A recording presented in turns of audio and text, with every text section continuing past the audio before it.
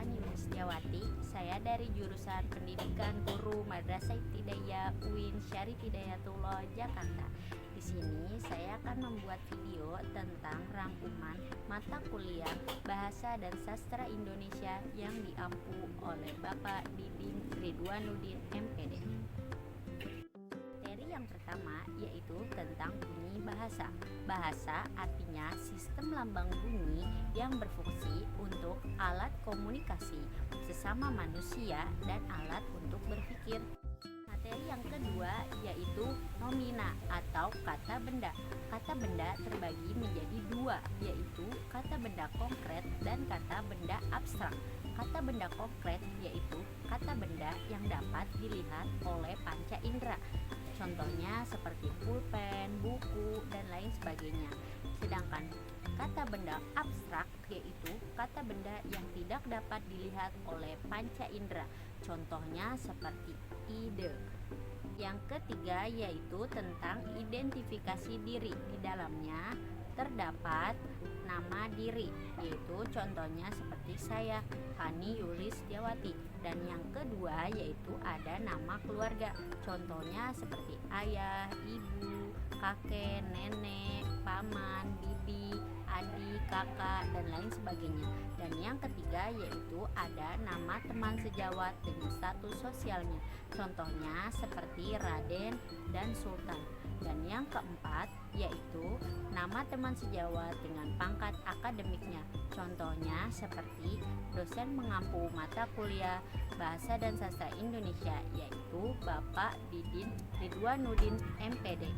Materi yang keempat yaitu tentang kalimat sapaan. Kalimat sapaan merupakan kalimat untuk menyapa seseorang dengan memperhatikan etika dan normanya dalam berbahasa. Contoh kalimat sapaan untuk orang yang lebih tua dari kita yaitu contohnya seperti Bu untuk ibu, Pak untuk bapak, dan lain sebagainya. Dan contoh kalimat sapaan untuk teman sebaya biasanya menggunakan namanya.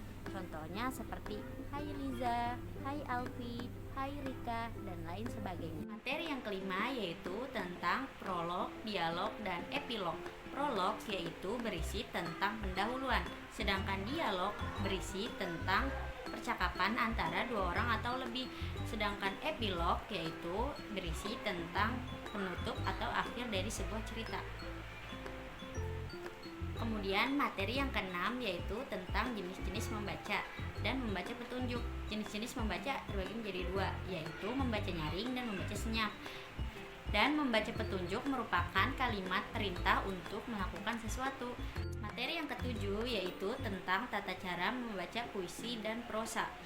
Yang perlu kita perhatikan dalam pembacaan puisi yaitu kejelasan artikulasi, ketetapan intonasi, ketepatan gerak tubuh, kelancaran dan kecepatan membaca, dan memahami makna puisi tersebut. Sedangkan tata cara membaca prosa yaitu membaca seluruh ketentuan cerita dan menandai serta mencari makna-makna yang sulit. Materi yang ke-8 yaitu menulis huruf tegak bersambung. Nah, kemampuan menulis huruf tegak bersambung yaitu kemampuan menulis dengan menggunakan tangan dengan menyambung huruf yang satu dengan yang lain. Materi yang ke-9 yaitu tentang ringkasan dan ikhtisar. Ringkasan merupakan kegiatan meringkas sesuai dengan bahasa dan urutan materinya. Sedangkan ikhtisar yaitu merupakan kegiatan meringkas namun tidak sesuai dengan urutan materinya dan boleh dengan bahasa sendiri yang mudah untuk dipahami. Materi yang ke-10 yaitu tentang parafrase.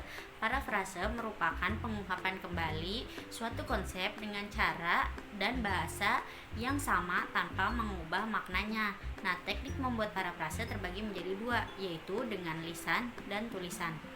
Yang ke-11 yaitu tentang surat resmi dan tidak resmi. Surat resmi biasanya dibuat dengan bahasa yang resmi dan ditunjukkan kepada lembaga daerah dan instansi. Sedangkan surat tidak resmi biasa menggunakan bahasa sehari-hari dan ditunjukkan biasanya kepada teman sebaya dan sahabat pena. yang ke-12 yaitu tentang formulir dan kwitansi. Formulir yaitu berisi tentang data-data pribadi yang harus diisi, contohnya seperti formulir sekolah, formulir pendaftaran, dan yang selanjutnya yaitu kwitansi. Kwitansi berisi tentang catatan penerimaan sejumlah uang. Dari yang ke-13 yaitu tentang naskah pidato. Pidato merupakan pengungkapan suatu pikiran dalam bentuk kata-kata yang ditujukan kepada orang banyak. Nah, susunan naskah pidato terdiri dari pembukaan, pendahuluan, isi pokok, kesimpulan, dan harapan.